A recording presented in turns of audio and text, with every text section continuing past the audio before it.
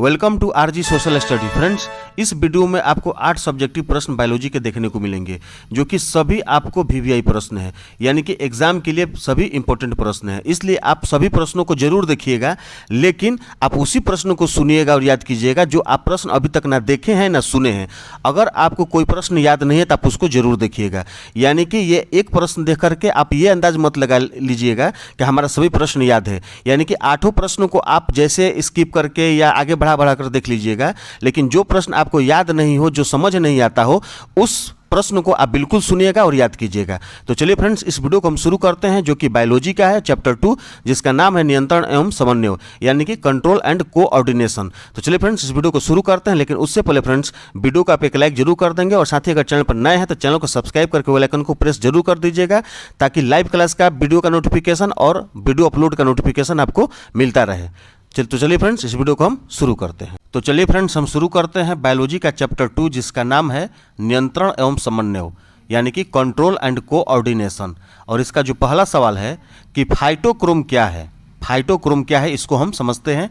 इसका जवाब होगा कि यह एक रासायनिक पदार्थ है जो पौधों में प्राकृतिक रूप से उत्पन्न होते हैं और जो एक या अधिक कायिकी क्रियाओं को नियंत्रित करते हैं।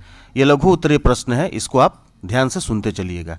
सवाल नंबर 2 है कि मनुष्य में बौनेपन का क्या कारण होता है। बौनेपन से हम क्या समझते हैं? बौनेपन उस व्यक्ति को बोला जाता है जो अपने क्षमता के अनुरूप प्रदर्शन नहीं कर पाते। प्रदर्शन का मतलब इससे है कि वो प्रदर्शन के अपने अनुसार, यानी कि जिनकी हाइट, लंबाई छोटी हो जाती है, उसको हम बौना व्यक्ति बोलते हैं। जैसे कि 3 फुट, 4 फुट, 4.5 फुट, ये सब जो होते हैं बौनेपन की श्रेणी में आते हैं। उसका कारण क्या होता है? सबसे पहला कारण तो हार्मोन होता है।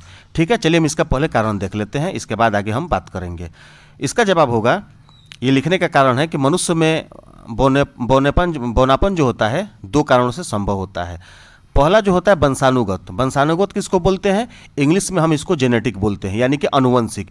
यानी कि अगर उसके पिताजी बौने कद के हैं, यानी कि छोटे कद के हैं, तो अगर अनुवंशिक गुण चलेगा तो उनके होने वाले पुत्र, यानी कि उनका होने वाला लड़का भी वंशानुगत के अनुसार छोटा होगा, यानी कि लंबाई में कम होगा।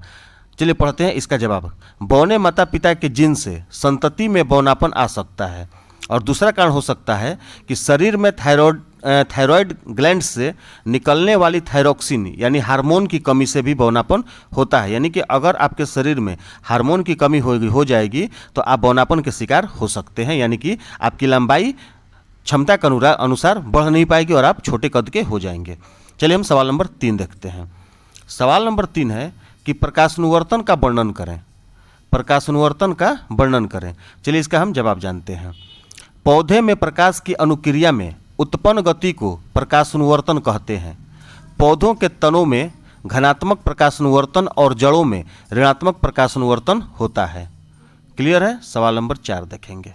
साइटोकाइनिन के मुख्य कार्य क्या हैं? साइटोकाइनिन के मुख्य कार्य क्या हैं? और ये जो भी इसमें प्रश्न है सब वीवीआई प्रश्न है, इसलिए अब एक एक प्रश्नों को ध्यानपूर्वक सुनते चलिएगा और याद करते चलिएगा। चलिए इसका हम जवाब जानते हैं। ये कोशिका विभाजन को उद्दीपन करते हैं, ये जीर्णता को रोकते हैं और पर्णरहित को नष्ट नहीं होने देते हैं। कोशिका में पोषण गति को बढ़ाते हैं और वृद्धि तथा परिवर्धन को नियंत्रित करते हैं। चलिए सवाल नंबर हम 5 देखते हैं। सवाल नंबर 5 है कि पिट्यूटरी ग्रंथि को मास्टर ग्रंथि क्यों समझा जाता है? पिट्यूटरी ग्रंथि को मास्टर ग्रंथि क्यों समझा जाता है? इसका जवाब होगा, जवाब जानने से पहले आप ये क्लियर हो लें कि प्रश्न क्या कह रहा है। अगर आप प्रश्न समझ जाते हैं, हम अपने लाइव क्लास में भी बार बार बोलते हैं कि आप किसी भी ऑप्शन का जवाब, सवाल का जवाब देने से पहले ऑप्शन को समझिए। तो आप अगर सवाल समझ गए तो आपको जवाब जो है 100% क्लियर हो जाएगा। चलिए अब हम इसका जवाब जानते हैं कि पिट्यूटरी ग्रंथि को मास्टर ग्रंथि क्यों समझा जाता है। इसका जवाब होगा कि पिट्यूटरी ग्रंथि लाल भूरे रंग की सेम के बीज के आकार की होती है, जो मस्तिष्क के आधार के पास स्थित होती है। यह ऑप्टिक कोएजमा के पास होती है, जहां से तंत्रिकाएं आंखों में जाती है। यह ग्रंथि अन्य ग्रंथियों को भी नियंत्रित करती है, इसी कारण इसे मास्टर ग्रंथि भी कहा जाता है। क्लियर, आप समझ गए होंगे। सवाल नंबर 6 है कि मधुमेह के कुछ रोगियों की चिकित्सा इंसुलिन इंजेक्शन देकर क्यों की जाती है। मधुमेह आप समझते हैं, मधुमेह बोला जाता है शुगर को, यानी कि या तो मधुमेह बोला जाएगा या तो शुगर बोला जाएगा, या कहीं कहीं भोजपुरी में जो लोग पूरी तरह से नाम नहीं जानते हैं उसको चीनी रोग भी कहते हैं। तो कह रहा है कि मधुमेह के कुछ रोगियों की चिकित्सा इंसुलिन, यानी इंसुलिन एक प्रकार का इंजेक्शन है, वो दिया जाता है, इसके बाद भोजन की प्रक्रिया पूरी की जाती है। चलिए इसके बारे में हम जानते हैं। सवाल को एक बार और समझ लेते हैं कि मधुमेह के कुछ रोगियों की चिकित्सा इंसुलिन का इंजेक्शन देकर क्यों की जाती है। इसका जवाब होगा कि मधुमेह के रोगी में जब रुधिर में शर्करा की मात्रा में वृद्धि हो जाती है तो लैंगरहैंस के द्वीपपुंज जो अग्नाशय में उपस्थित होते हैं उनसे निकलने वाले इंसुलिन की अधिक मात्रा की आवश्यकता होती है, जो सरलता से प्राप्त नहीं होती। अतः चिकित्सक रोगी को इंसुलिन का इंजेक्शन लगवाने की सलाह देता है, यानी कि डॉक्टर जो है उनको कहता है कि आप इंजेक्शन लिया कीजिए, सलाह देता है, जिससे रुधिर में शर्करा का स्तर नियंत्रित हो जाए। क्लियर है। चलिए हम सवाल नंबर 7 देखते हैं। सवाल नंबर 7 है कि प्रकाशानुवर्तन और गुरुत्वानुवर्तन में क्या अंतर है। तो इसका जवाब होगा कि प्रकाशानुवर्तन एवं गुरुत्वानुवर्तन में निम्नलिखित अंतर है। चलिए पहला अंतर क्या है कि प्रकाशानुवर्तन गति प्रकाश रूपी बाह्य उद्दीपन के कारण होता है, जबकि गुरुत्वानुवर्तन गुरुत्वाकर्षण बल के कारण होता है। ये पहला अंतर हुआ। अब हम दूसरा अंतर जानेंगे। दूसरा अंतर है कि प्रकाशानुवर्तन में पादप प्ररोह प्रकाश की ओर गति एवं वृद्धि करता है, जबकि गुरुत्वानुवर्तन गुरुत्वाकर्षण के कारण जड़ें मिट्टी के नीचे गति एवं वृद्धि करता है।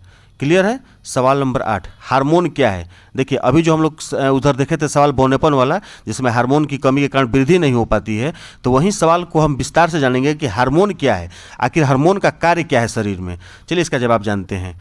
यह अंतःस्रावी ग्रंथि द्वारा स्रावित पदार्थ है जो वृद्धि मतलब वहीं लंबाई ज़्यादा या कम, परिवर्धन और अन्य क्रियाओं को नियंत्रित करते हैं। विशेष कार्यों के लिए विशेष हार्मोन की आवश्यकता होती है।